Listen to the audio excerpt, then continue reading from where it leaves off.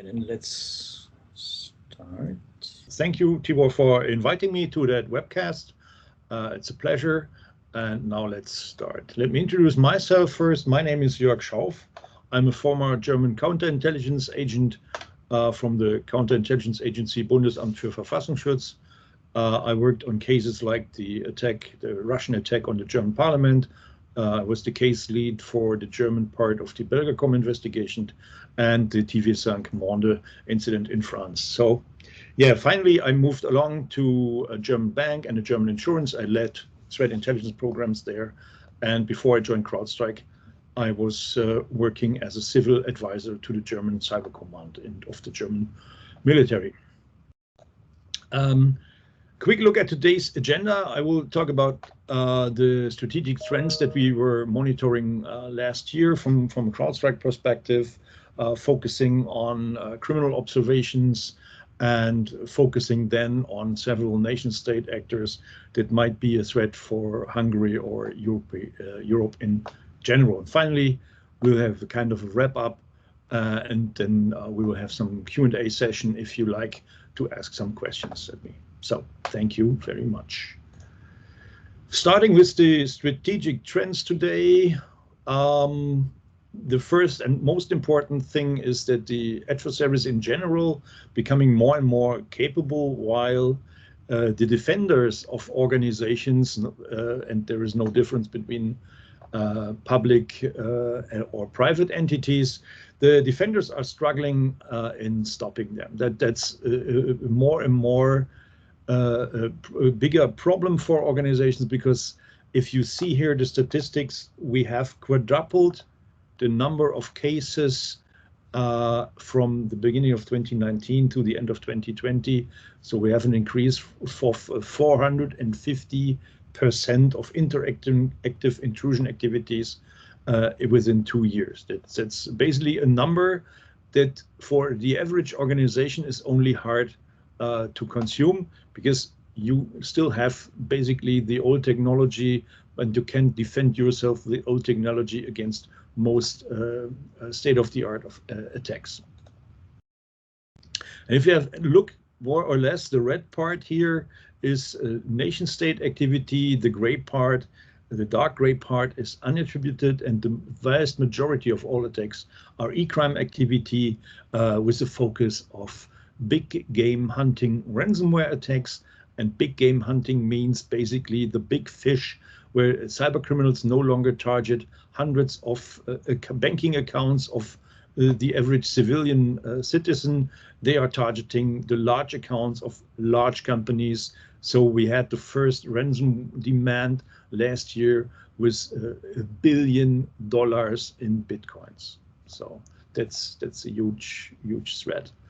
So globally, the world is struggling to react to the volume of attacks. Just in general, that's not a phenomenon in Hungary or in Europe, it's just globally. The threat actors are globally involved, they are globally active, so that you should, from an intelligence perspective, not only focus on your country. So let's have a look back. In 2019, CrowdStrike's indicator feed was about 10 million IOCs.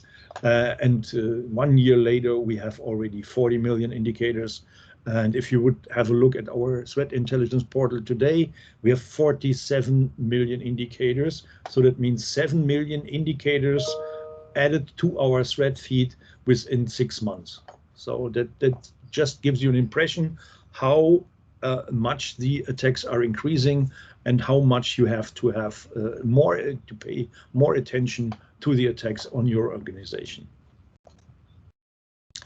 And in 2019, our threat hunting team at CrowdStrike, the Overwatch team, stopped around about 35,000 intrusion attempts. And in 2020, a year later, we had already 41,000 intrusions. And in 2019, we were tracking 117 intrusion sets, which is basically another name for a threat actor group. So criminal organizations, 117 criminal organizations. And in the beginning of this year, we had already 153. So that's all a large increase in matters of threat actor groups, which is basically, you can compare with a kind of proliferation of weapons of mass destruction. In the beginning, there were only one nation, United States, that had the nuclear bomb, and a year or two later, the Russians had the atomic bomb as well. And finally, in the meantime, we have around about 20 nations that were able to construct their own nuclear weapons. And the same phenomenon we have on the cybercrime or cyber threat side. Once an idea or a concept is known, it's copied either by nation state actors or by e-criminals, or if there is a CVE described, there is a there's a POC where a researcher, for example, describes a vulnerability, and then the attackers start to develop their own exploits, and more organizations are able to develop own exploits, and the more active criminals get, the more attractive is the criminal life to potential to some people. So that means we have not only criminal groups that develop their own stuff, they rent their stuff to others and create affiliate systems. So we can speak about a criminal ecosystem, which is basically a one-to-one copy of the real world of the, let's say, where the side of the life where the sun is shining. We have the classical economy, like your businesses, and there is the shadow of the life where the criminal ecosystem is, and it's just a one-to-one copy of the traditional ecosystem. Ransomware is not slowing down. It's absolutely the opposite. Ransomware is increasing and increasing. And in 2018, for example, we had the top 3 ransomware actors made altogether around about $40 million US.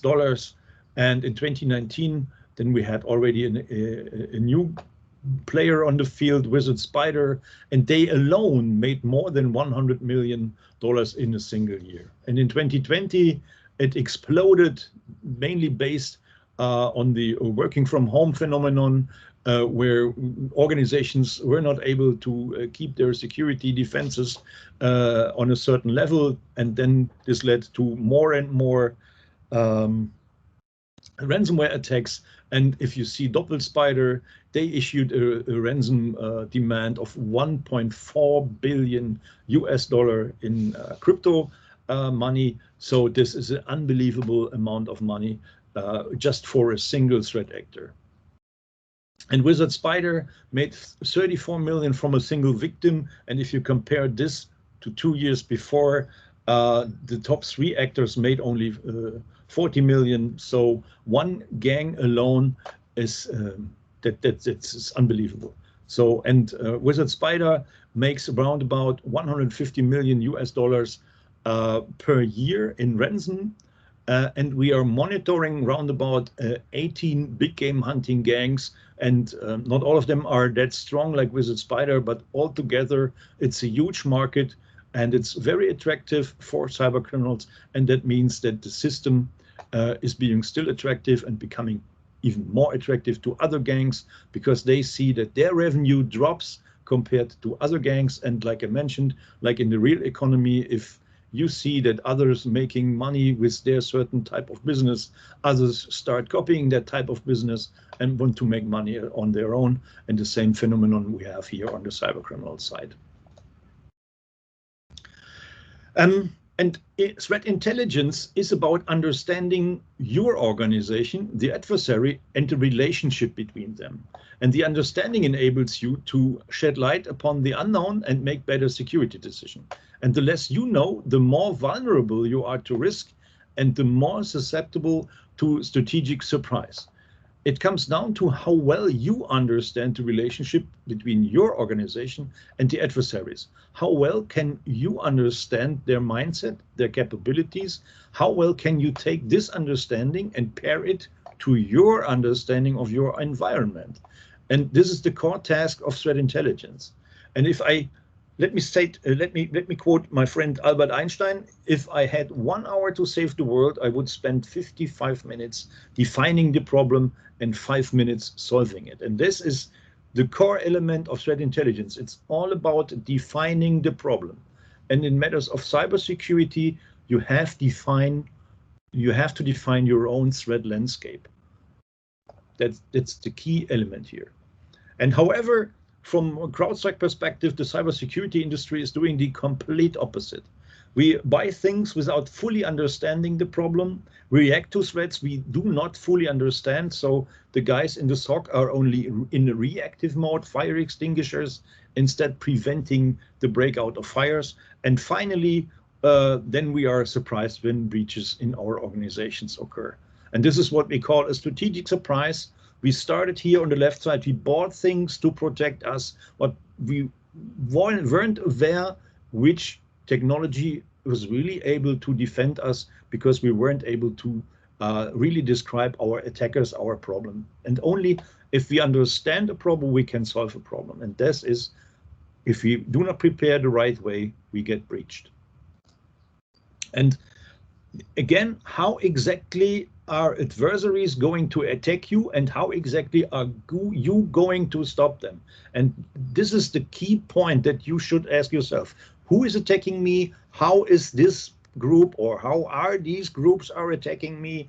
And how can I defend against it? And this is why you need threat intelligence. You have to have proactive measures. And this leads me to the topic of today's webcast. The emerging threat 2020 was a blurring of the lines between statecraft and tradecraft. We have these nation-state actors like Russia. We have North Korea. They're very aggressive. They are targeting nearly everyone. So each company can be a victim, because the North Korean nation-state actors are involved either in a bank robbery, they are involved in crypto mining, they are involved in ransomware operations. So they are, on one hand, they are spies, and on the other hand, the same group is an e-crime actor. So, and this is really remarkable here in this place. Then we have the same phenomenon with Iran. Iranian threat actors are stealing credentials, and then they verify what credentials do we have here. Is it the credentials? Is it the email and the password of an average citizen? Or is it the email and the password of an employee of an important organization? If it's from an organization, they keep it on their own. They use it for their own purposes, for espionage, for sabotage, for the theft of intellectual property, and maybe for bank robbery. And as well, they are engaging in ransomware operations. Again, the nation-state actor is involved in e-crime activities here, so that the lines, the traditional lines between e-crime and nation-state, e-criminals and the spies, you can no longer have a strict line between them. Everyone is doing everything.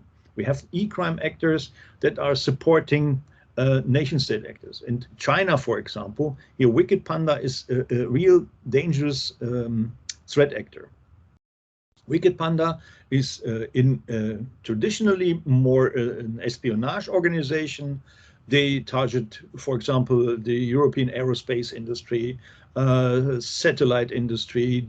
In general, everything high-tech related is targeted by Wicked Panda, also known as Winty or Axiom, or other monikers are used for this group, for example. And now, today, they are trying to get also their own financial gain via e-crime activities. And here again, we have 3 nation-state groups or nation-states that are engaging in espionage and e-crime activities. And let me focus a little bit on the criminal threat observations. And there is Twisted Spider. So spiders in general is the code name within the CrowdStrike universe for cyber criminals. So we have these spiders for criminals, we have the pandas for Chinese nation-state actors, we have bears for Russian nation-state actors, we have kittens for Iranian nation-state actors, and so on and so on. And this guy is basically the inventor of data extortion. So what is data extortion? Data extortion works like this. First step, the threat actor does a kind of reconnaissance. So how can I compromise the network of a potential victim, and what are the IP addresses, what's the typical infrastructure, and so on and so on. And once this is known by the threat actor, then the ransomware attack starts. And the ransomware attack starts not only by encrypting your data. Before it's encrypted, it gets stolen, exfiltrated, and stored on a server that is run by the threat actor. And then to put some pressure on you as a victim, so hey guy, you have to pay me your ransom, otherwise you don't get your data back. That's not the only point here. They are threatening you with releasing your personal data. They are threatening the victim with the release of intellectual property so that you are not longer competitive on the market, and so on and so on. And then this is called data extortion. And the final step, they leak data on a dedicated leak site or release it to the public, just to put, on one hand, pressure on the victim. And the other aspect here is they get reputation in the criminal landscape. So the more they leak and the more critical the data is they have leaked, the better is their reputation in the criminal ecosystem. And data extortion works because it forces the victim to choose between the consequences of data leaks or the consequences of ransomware. So you choose between two evils. And we have to focus here on what is the key point here. The key point here is the Maze ransomware was first observed around May 2019, and they are really known for data extortion. They are the inventors. They were in the beginning of this trend. They were the only ones. So, and in the meantime, we have more than 12 organizations that are actively involved in not only ransomware, they are also involved in data extortions based on the stolen data. So, and Twisted Spider's ability to consistently pioneer new techniques has inspired other ransomware operators to use similar technology capabilities with their own ransomware variants. And finally, what does that mean for you? And you have to engage in intelligence reporting. You have to consume intelligence reporting. Which ransomware operator is doing what against which vertical in which region? You have to be aware of these trends. For example, right now, there is a ransomware campaign targeting hospitals in the north of France. But north of France is not only France, it's also the French-speaking Swiss. So if you were a hospital in Switzerland, in the French-speaking part of Switzerland, you should also monitor what's going on in France, because the social engineering of the phishing mails for the first compromise of your organization are likely tailored in your local language. And if there is a trend from English to French or from English to Hungarian language, then it's likely that you get targeted by a ransomware operator. And if you look at the kill chain, so every attack basically starts not only via 0 days, it starts via lost credentials. The threat stage is initial access, and we have a criminal ecosystem, and that means also that the criminal activities are distributed among a bunch of criminal groups. So there's one group focusing just on getting credentials. The next group is focusing on the second stage malware, which brings the foothold in your organization. And finally, there's at least a third group, even maybe more groups involved, but one of the groups in the latter stage of an attack of the kill chain is the gang that performs the ransomware attack.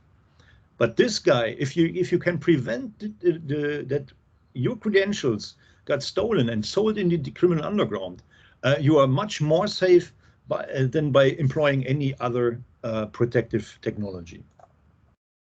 So here the key point is account takeover operations are a common e-crime tactic that occurs when criminals use the actual credentials of users to commandeer their accounts, the accounts of users, and perform fraudulent transaction. So step 1, initial infection. Step 2, credential harvesting and device configuration collection. So that's important for selling access in the underground. They want to sell access in a kind of information set. It's not only username, password, It's additional information is used, operating system, infrastructure, information, and so on, so that the second stage infection becomes more and more effective and gets faster to get the third stage of the infection, the ransomware attack. Then you get integrated in a botnet.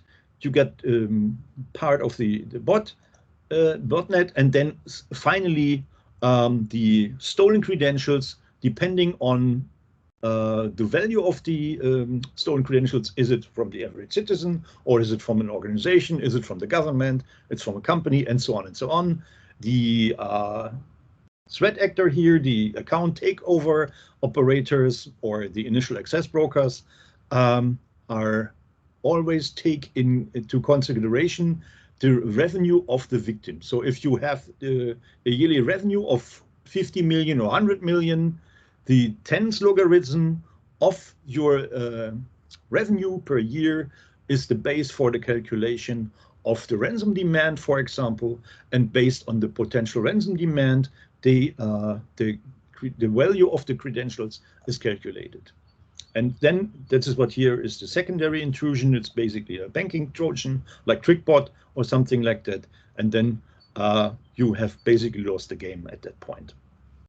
And for you, that means you have to focus on pre-exploitation prevention by leveraging situational awareness capabilities, doing campaigns for your employees, have campaign tracking, and so on and so on.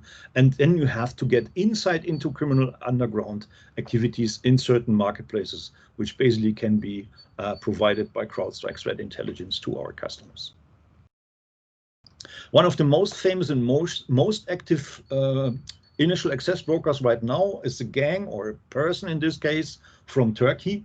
It's known as Dromolu or Elvin or Elvin Tarak. We have already identified the real person behind these monikers, but that's another topic. So what's happening? And Percussion Spider is a prolific access broker that uses the monikers I already mentioned, and the adversary sells access to various entities around the world, especially from government, oil and gas, and technology entities. Percussion Spider has a signature line in many posts that states, "Turkish hacker who can hack into any government database." So, and he began advertising in the mid of last year, and he is highly active as of this writing, which means the most recent post in the deep and dark web is from the end of March, where he tried to sell the domain administrator credentials to a casino in the United States for about $3,000, because the revenue of that casino was quite low. It was only 40 million US dollars. And what's the so what here? In addition to selling access, this actor started to interact with Nosophoros, and Nosophoros is the developers of the Thanos ransomware.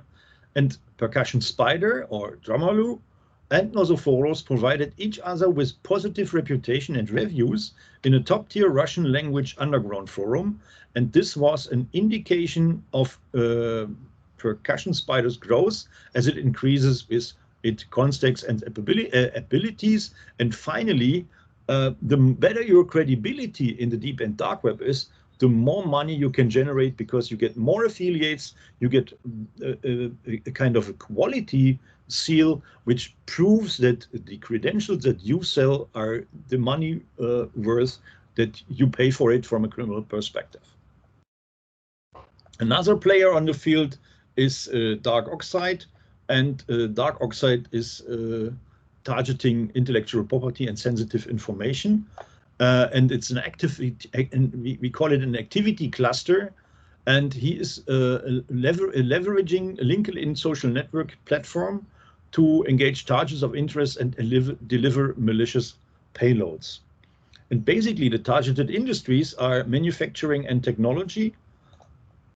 And here, for example, they are pretending to be a semiconductor employee from India in Bangalore. So, and this is a fake profile to become attractive to potential victims.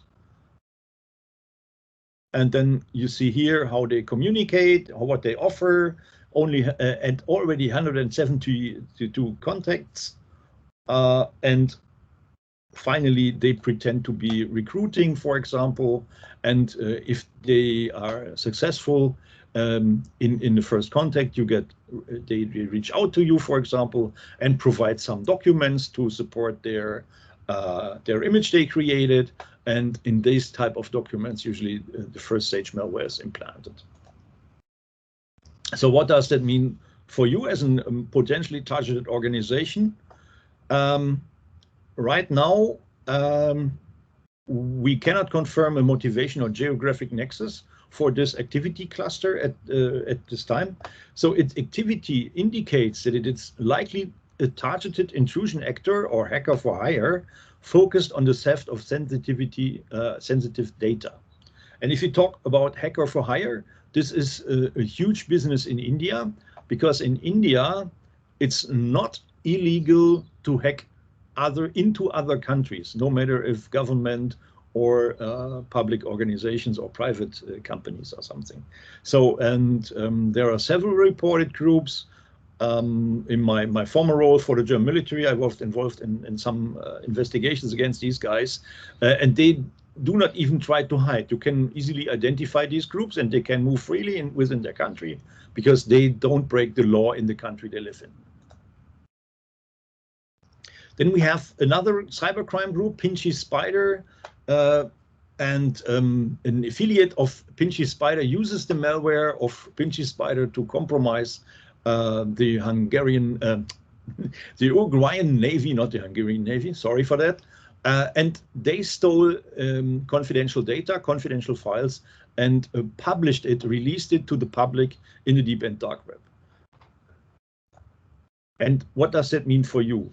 According to a Navy spokesman, the Uruguayan force received at least 2 emails from ransomware operators informing them of the data compromise.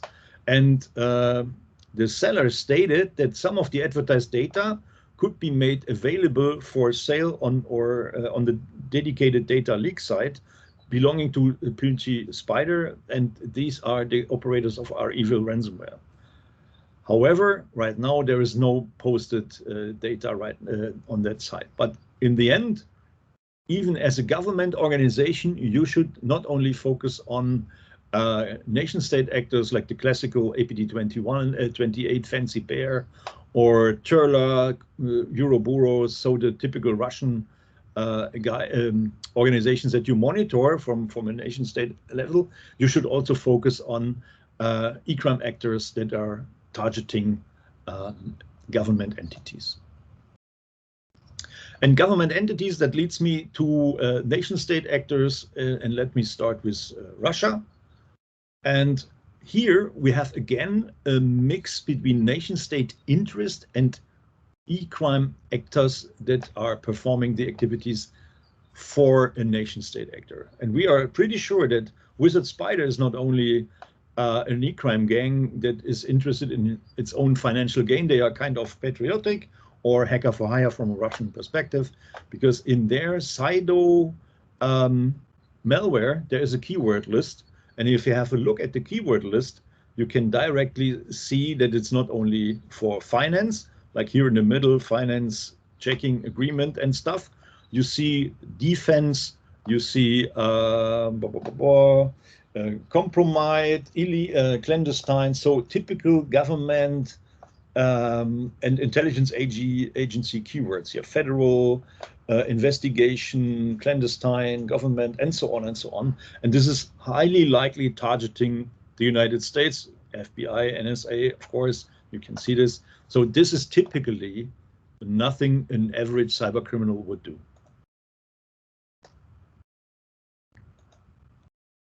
So, and then Russian espionage efforts are still targeting high-tech sectors, and this is can be highlighted by the European disruption of spy networks.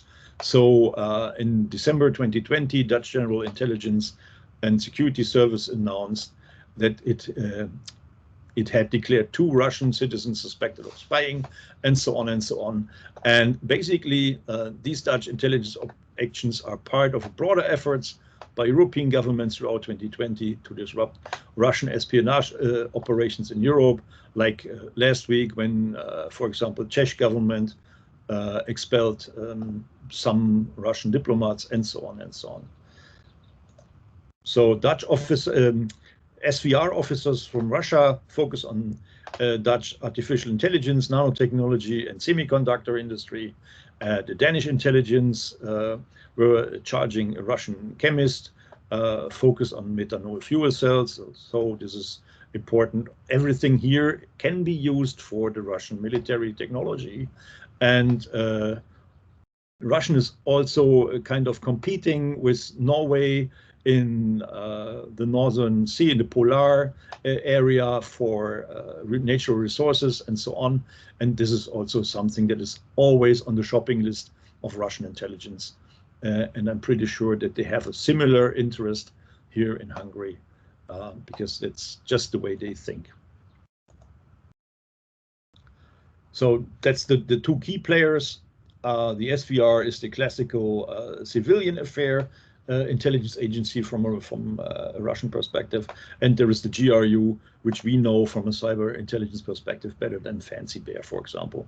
There's also the other Fancy Bear, that there's the Cozy Bear, that's APT29. So both are units from the GRU that are very, very unfamous for their cyber operations. Then there's another GRU-run information operation, so using Telegram accounts maintained by individuals in Ukraine and Transnistria. For example, here, targeted intrusion activities and associated information operations conducted by the Russian adversary Fancy Bear have been attributed to a certain unit here, unit 26165, which is a unit of the GRU. So what does it mean? In fact, Telegram accounts described in the SBU statement, blah, blah, blah. So undermine confidence in Ukrainian institutions. And that's the typical military psychological information and psychological operations campaigns. And that's why what APT28 or Fancy Bear is very famous for, especially in the context of Ukraine. Another more or less new player on the field of cyber espionage, nation-state cyber activities is Iran. And here, for example, is a front company from the Iranian Revolutionary Guard Corps, Mahak Rayan Avrats, and they have developed operational offensive capabilities, and we have a code name for them, or we have related these groups: Imperial Kitten, Charming Kitten, Refined Kitten, Cutting Kitten, Rocket Kitten, which is more or less the full spectrum of nation-state actors from Iran. And this is just a front company for them. They are highly likely functioning as a front company for the Islamic Revolutionary Guard Corps. The purpose is to advance its offensive cyber capabilities, conduct exploit development, and help to develop surveillance and other priority technology. Companies like this is typical for any intelligence agency, but I'm pretty sure that they learned how to establish this and how to use this from the Russians, because the Russians have a similar infrastructure with front companies that are running, for example, the development for surveillance and other priority technologies, for example, for SORM and so on and so on. Ties to ARGC is CrowdStrike Intelligence has corroborated dissident claims, and we have examined corporate records and identified personnel revealing IRGC officers and officials of IRGC-run conglomerates at Mahak's helm, and a close relationship between Mahak and the IRGC-run Imam Hosseini University. And here you see a direct and clear relation between the state-run or religious university on one hand and the private company on the other hand. So it's highly likely that there are very, very, very strong ties between these organizations. So Pioneer Kitten is another gang. It's a nation-state actor from Iran, for example. So, and they are targeting nearly everything in the industry, but with the focus on aviation, chemicals, consulting, defense, finance, government, healthcare, industrials and engineering, manufacturing, media, and tech. So they are basically like a vacuum cleaner. They are sucking in everything they can get with a focus on government and defense. Aviation here is not from an espionage purpose, like gaining intellectual property. This is intended to identify foreign agents, identifying scientists, identifying potential killing targets. For example, if you have access to passenger data from the aviation industry, you can anticipate at what certain time a certain person crosses a certain border, and then you can intercept this person and maybe kill him or her with a magnetic bomb at the taxi, for example. So what is this about? Pioneer Kitten. CrowdStrike Intelligence has identified an actor likely associated with Pioneer Kitten. And this is what I already mentioned. They are advertising in the deep and dark web, the access to compromised networks. And this is the part where they don't have their a real direct use for stolen credentials. So it's not, they don't sell credentials from which they could use for their espionage purposes. They sell just stuff they just found kind of coincidentally and just want to make some money, either for their own or to support their state budget, like North Korea does as well. So elements advertised by Pioneer Kitten include user credentials, domain admin credentials, like already described from initial access brokers. So we have here, again, the blurring of the line between e-crime activities, like initial access brokerage on one hand, and espionage activities on the other hand. What does that mean for you? You should obtain intelligence. Intelligence is key to anticipate activities of US threat actors. So you should obtain intelligence on Iranian cooperative operations with contractors and criminal entities. And additionally, that's not on the slide, engage in actor tracking, engage in campaign tracking so that you get a broader threat landscape. Make yourself familiar with your individual threat landscape for your individual vertical and your individual company. So if there is something going on against the financial system in Hungary, that does not mean that the same threat actors are targeting the, let's say, research and development and so on and so on. So they have to find the threat actors that fit into your personal landscape. So another IGRC contractor profile. I won't go too much into details. I want to bore you guys here. The point is here, again, we have a mix of companies, of front company activities, and with nation state actors. So this is likely an operation from an intelligence agency from Iran. And what does that mean for you? So in this case, we assess that the company Ilianet is likely the entity that is responsible for an email and video campaign for the manipulating or influencing voters in the United States. And this is an information operation on, and this is also something they learned from the Russians. And another Iranian software firm is behind a Monero miner. In this case, it's cryptojacking. And this is, again, a thing where we have a nation state actor or an Iranian nexus somehow related to the government entity that is involved in generating money. So basically in the e-crime activity. And then this is where you have no longer a clear difference between e-crime actors and nation-state actor, between the spies and e-crime actors. So then we let's talk a little bit about hacktivists, frontline Jackal. Jackals is the code name for hacktivists, and again, in this case, it is state-sponsored hacktivism. state-sponsored activities related in influence operations here again. This is also a trend from 2020 where we have seen this more and more. So, and they are also not only e-crime actors or hacktivists, they are involved in ransomware operations. So again, we have here a mix of activities from one certain group. However, the group also frequently deploys the ransomware, as I mentioned, and it's likely being to do so for personal financial gain. So somehow comparable to Russian activities, where the FSB is aware of criminal activities, but as long as you are targeting non-Russian entities, they just won't care.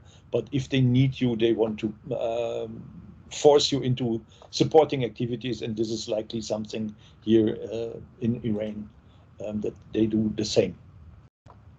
And that's so far related to Iran. Let's talk about China, which is, from my personal perspective, the most important part that you should monitor in any case for. You should monitor if you are part of defense, if you are part of high-tech industry, and if you're part of the government, you should always monitor for IOCs, for activities related to this group. Wicked Panda, as I mentioned, also known as Winty, as Barium Lead. So there are loads of private intelligence providers that are monitoring the activities of this group. APT41, for example, is another famous code name for this group, and you should really care what these guys are doing.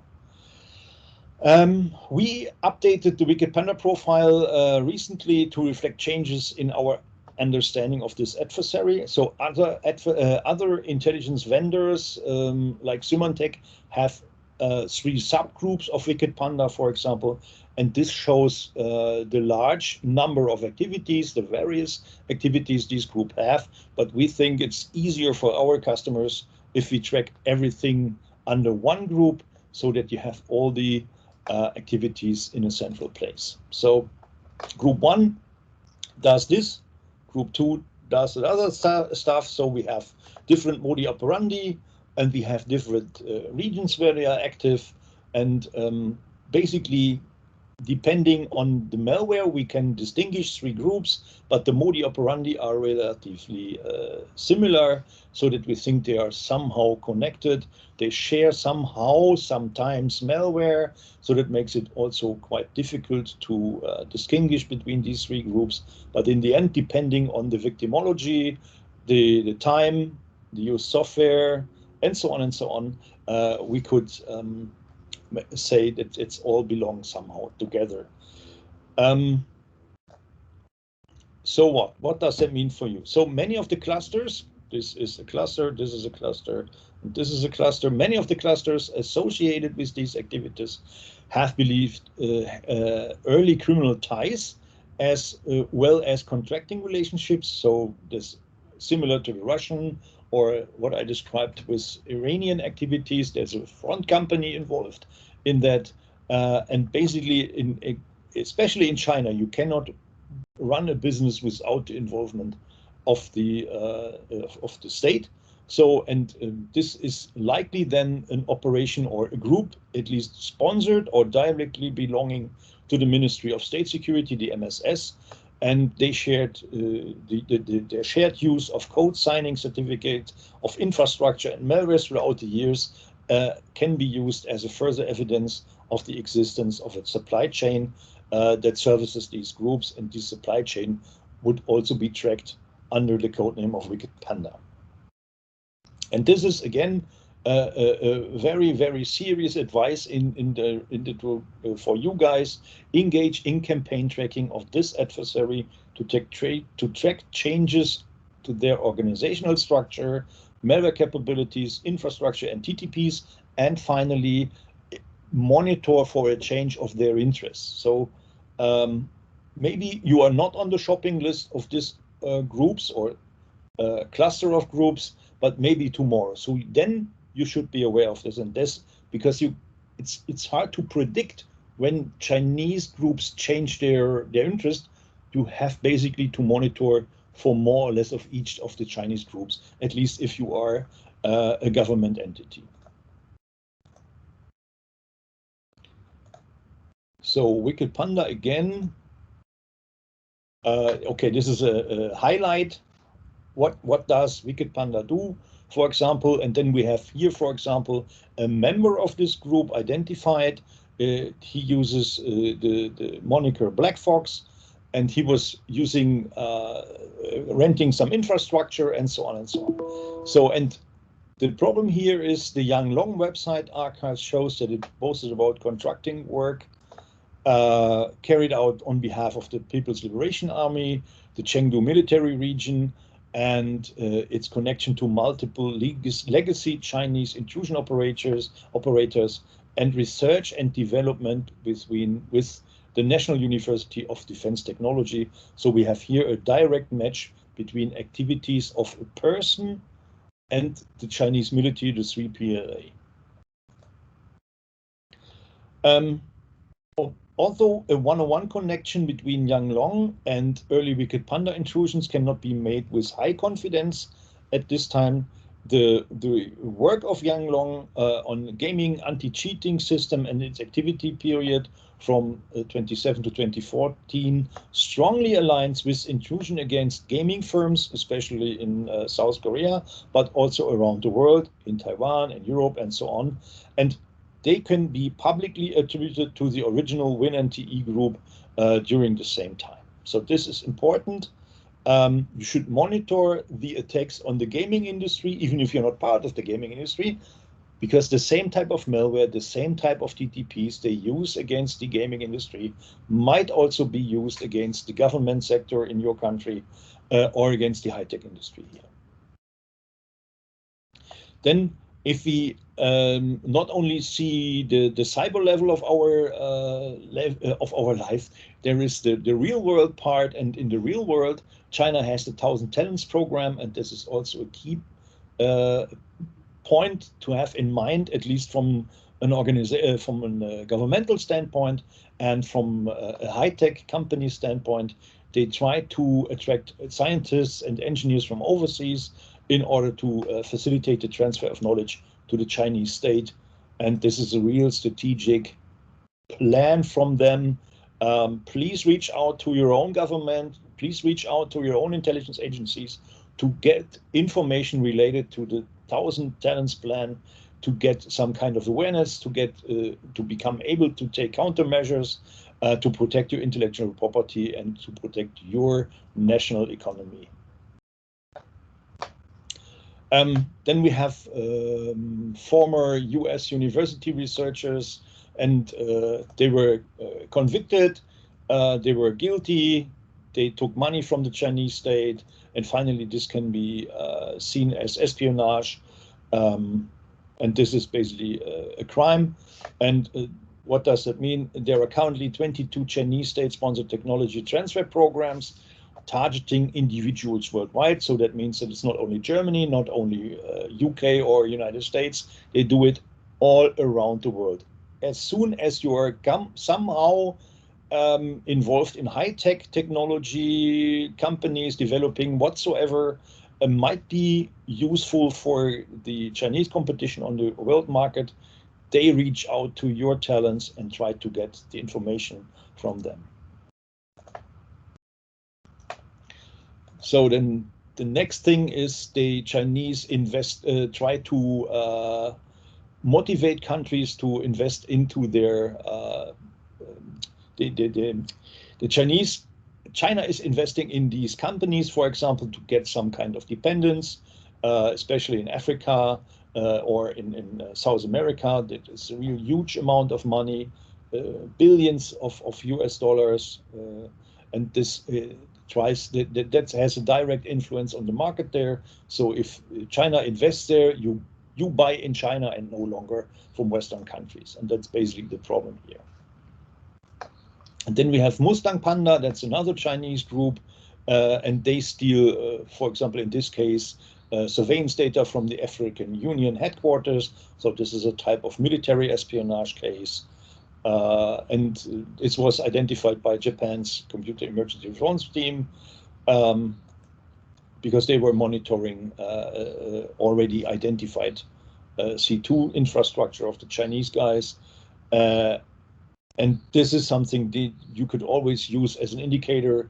A huge amount of information at untypical times of the day. It's usually a case of an espionage case, not necessarily from China, but in general, but it's typical for them. So yeah, I will not go too deep here. So then we have North Korea. North Korea is an unbelievable dangerous threat actor. We have several groups that we monitor from there. These are the 4 most dangerous, most active groups we have seen in the last year, in 2020. There's Labyrinth, Kolyma, it's Bureau 121. It's a reconnaissance bureau. It means they are basically they are spies, but they are not only spies, they are also involving in cryptocurrency generation. They are involved in espionage and so on and so on. There's another group, and again, other targets, but also cryptocurrency generation to support the state budget. Then we have Stardust Kolyma, and again, cryptocurrency. And Stardust Kolyma was the gang that together with a Russian e-crime actor targeted the National Bank of Bangladesh and tried to steal $1 billion some years ago. It was the first publicly known attack on compromise of the SWIFT interbanking paying system. And since then, they have performed at least 40 further bank robberies by targeting and exploiting the SWIFT banking system. And this is running at least since 5 or 6 years now. And again, we have 3 gangs from nation state actors from North Korea that are not only active in espionage, but also in currency generation.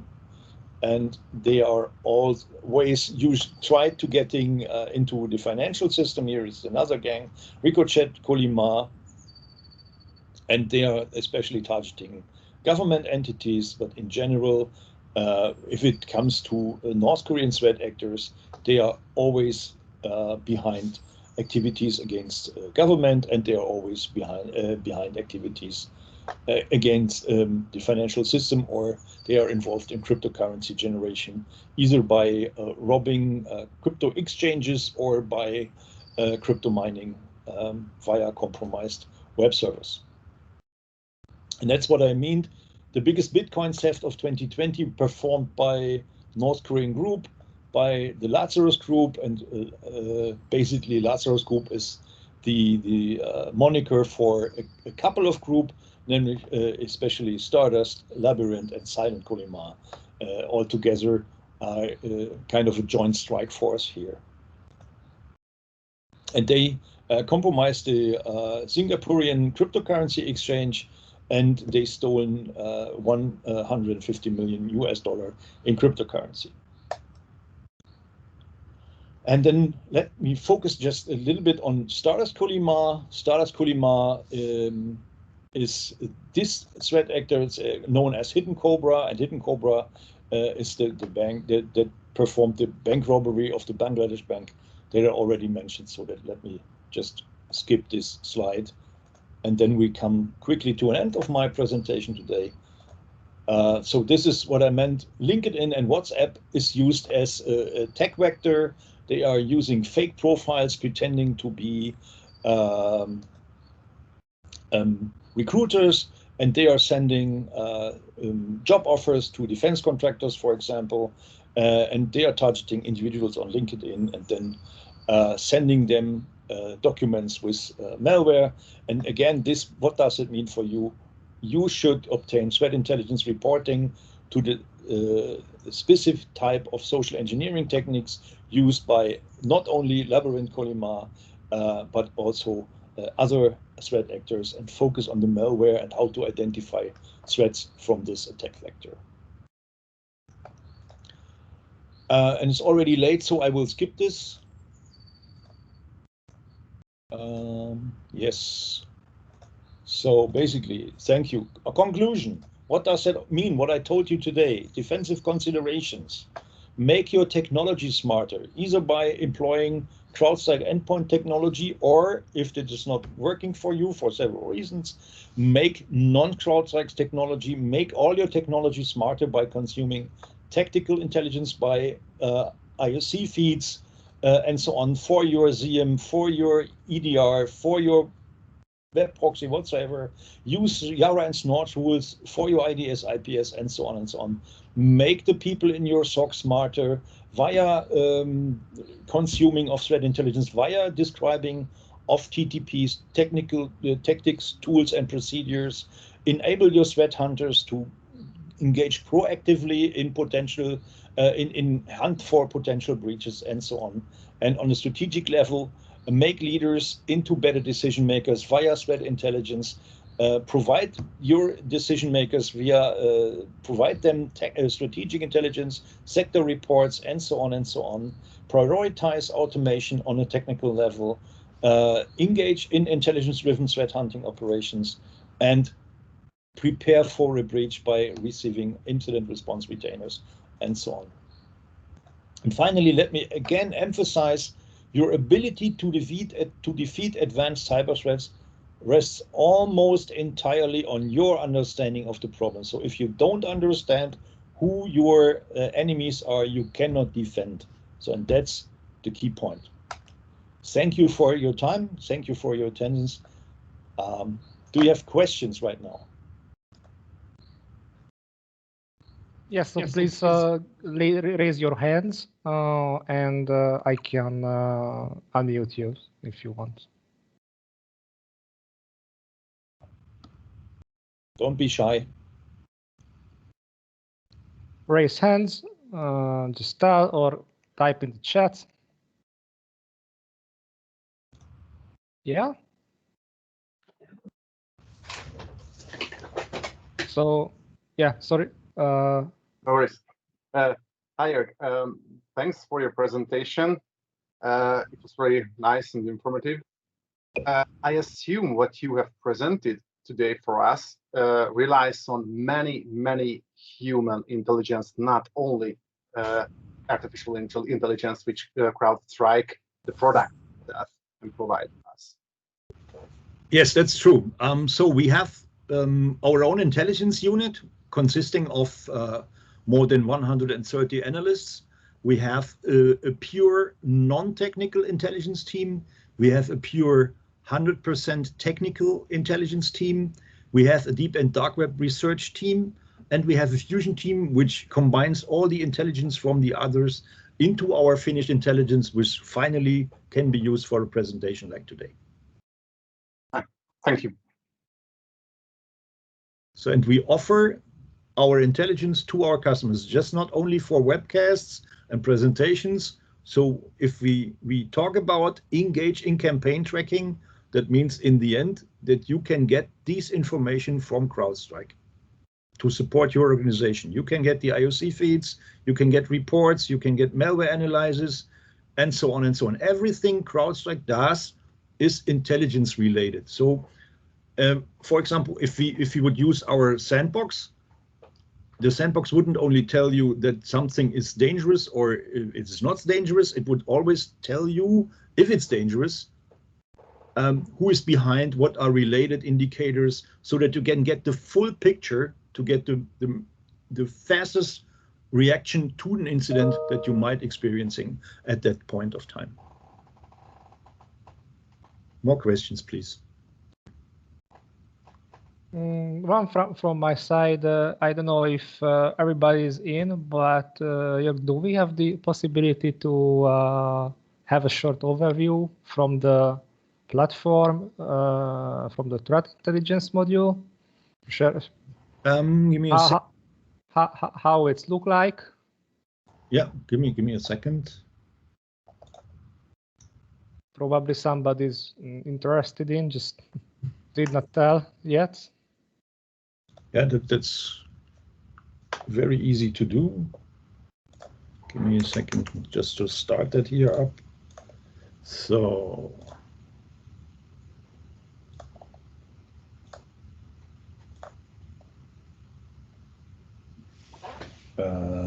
Bam, bam, bam. So can you see my screen? Yes, thanks. Okay, so we have basically the wrong user, so this is the right user. So this would be the intelligence portal.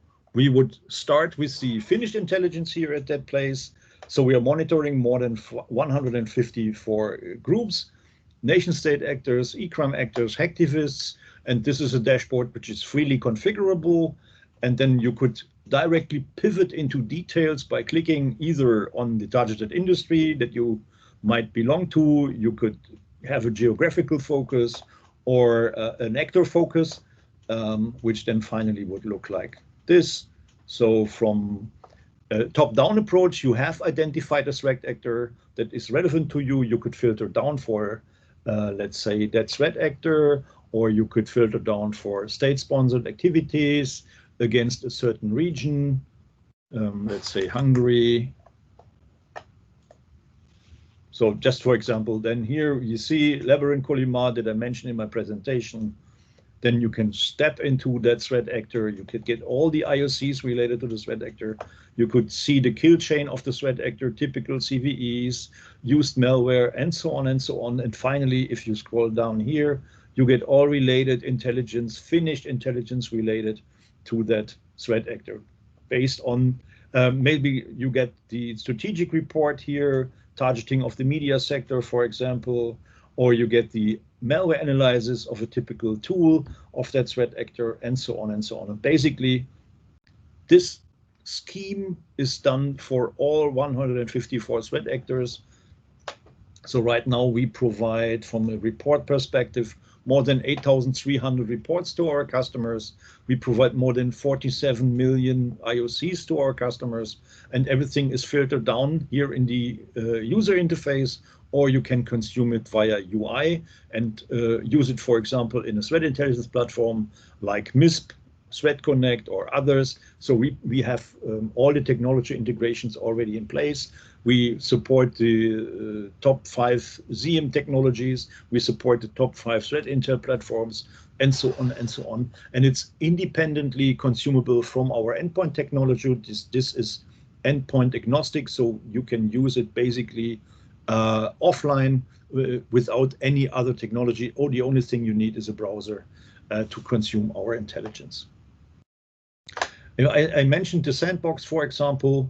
Sandbox is enriched with our threat intelligence. Each time you find this kitten or bear here in the sandbox sample-related tab here, you could click on it, and you would have the brief overview. You have brief enrichment. So this is cybercrime malware from Evil Corp. We call Evil Corp Index Spider, and then you can from here step into the report, and from the report you get directly access to the threat actor profile, which I've already showed you. And from the threat actor profile, you could get all the IOCs related to the threat actor, or here in this case, you could have threat indicators here, get screenshots from the sample, how does it behave, and everything is enriched. Everything is enriched with threat intelligence here. If you see the indicators, our indicators are provided in real time to our customers. If you have a look at the timestamp of the last IOC here, it's from 14 minutes after 5, and my system watch here in the upper right corner has the same time like this sample. So this is really, really IOCs feeded in real time into your systems. So, and you can again filter down for certain threat actors. If you're interested, for example, in Cobalt Strike, you could filter down for Cobalt Strike, or you could filter for targets, like filtering down Cobalt Strike related into government entities. And then for here, you see, for example, this Cobalt Strike domain is related to Stellar Particle, and Stellar Particle is the code name from CrowdStrike for the attacks on the supply chain, maybe better known as Sunburst activity, Teardrop. So you see all the reportings related to SolarWinds Orion IT management software. So, and you have directly actionable intelligence here in this case, and then you could step into the reporting. So we get the finished intelligence. In this case, is an alert, just 6 pages describing the situation and giving you a threat intelligence assessment and conclusion, what's going on and maybe what you should do. So this is a very brief and very fast overview of our threat intelligence. We have as well a kind of deep and dark web capacity that we provide to our customers. And this looks basically like this. And as I mentioned, everything is intelligence related. So we even match our finished intelligence with our deep and dark web intelligence. So for example, if you would have, if you want to look up the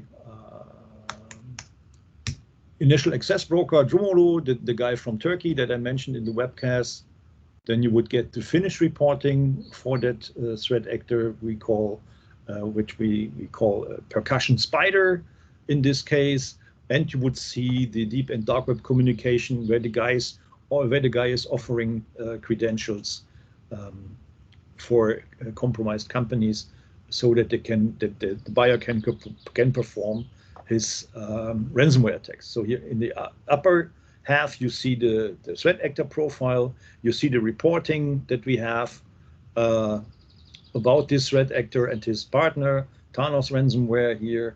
And then here we have the deep and dark web communication of the threat actor, of course. Let me go here. So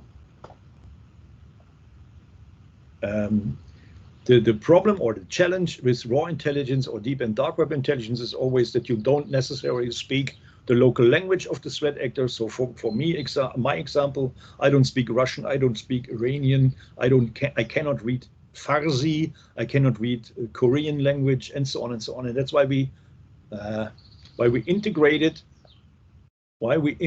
a language capacity, a translator capacity. Our translating module that we integrated here speaks 18 languages. It speaks 2 variants of Chinese.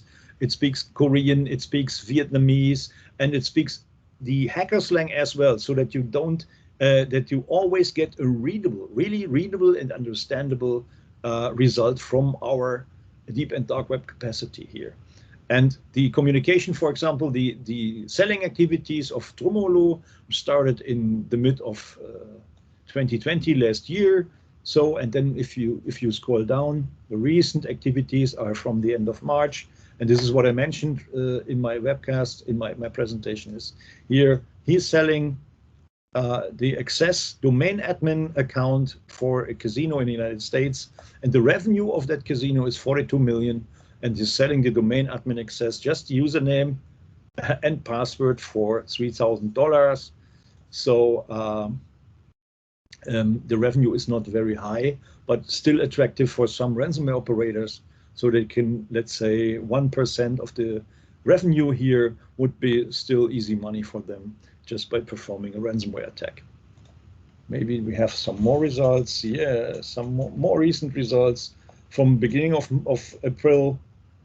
1 billion. This is an interesting target. So, and you see, the revenue is 1 billion, and the price for the domain admin access is up to 8,000 here in this case. So this is quite interesting offer. And here, for example, there is something written in Cyrillic. Let me enable the translation engine.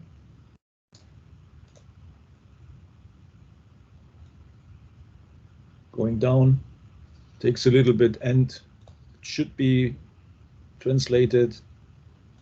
Yeah, you see, on the fly, it gets translated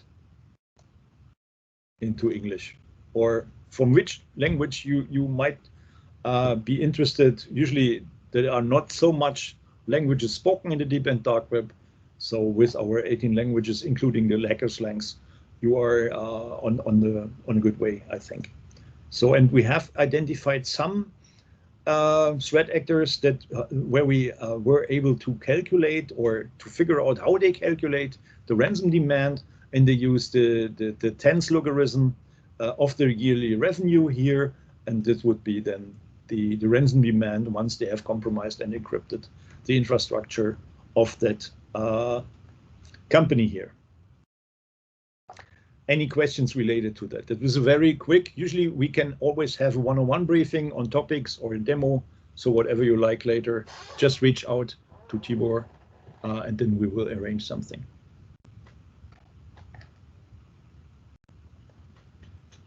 Yeah, so if nobody has questions at the moment, then I will thank you for participating, and thank you, Jörg, for your good presentation.